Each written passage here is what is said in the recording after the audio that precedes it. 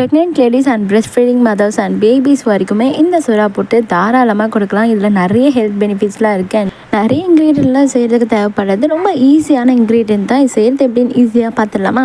First சுறாவை நல்லா wash பண்ணி clean பண்ணி அதை கட் பண்ணி தண்ணியில் நல்லா மஞ்சத்தூள் உப்பு சேர்த்து வேக வச்சுக்கோங்க. இப்போ ஒரு பேனில் கொஞ்சமாக கடலை எண்ணெய், அது கூடவே கடுகு, சீரகம், சோம்பு கொஞ்சமாக சேர்த்துட்டு இது கூடவே ஒரு கை நிறைய கருவேப்பிலை, பூண்டு, பச்சை மிளகாய், ஒரு பெரிய சைஸ் வெங்காயம், பூண்டு வந்து தாராளமாக சேர்த்துக்கோங்க. இதில் உங்களுக்கு பூண்டு சேர்க்க வேணாம் அப்படின்னா இஞ்சி பூண்டு பேஸ்ட்டு தாராளமாக சேர்த்துக்கோங்க. சேர்த்துட்டு லைட்டாக ஒரு வாட்டி வதக்கி விட்டுக்கோங்க. அது 2 நிமிஷம் போல் நல்லா வதங்கினது. இது கூட லைட்டாக பெருங்காயத்தில் மஞ்சத்தூள் சேர்த்துட்டு இன்னும் 1 நிமிஷம் போல் வதக்கி விட்டுக்கோங்க.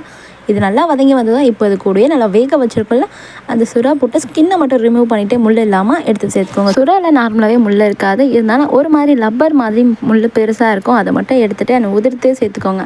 இப்போ சேர்த்துட்டு தேவையான அளவுக்கு காரத்துக்கு பெப்பர் தூள் சேர்த்துக்கோங்க. தாராளமாக 1 டேபிள் ஸ்பூன்லேருந்து 2 டேபிள் ஸ்பூன் அளவுக்கு பெப்பர் சேர்த்துக்கோங்க. இது புட்டுக்கு தேவையான அளவு சால்ட் சேர்த்து நல்லா ஒரு வாட்டி மிக்ஸ் பண்ணி ஃபைனலாக கொத்தமல்லி தழை தூவிட்டு நல்லா சுட சுட சர்வ் பண்ணி பாருங்கள். ரொம்ப நல்லாயிருக்கும். Must try.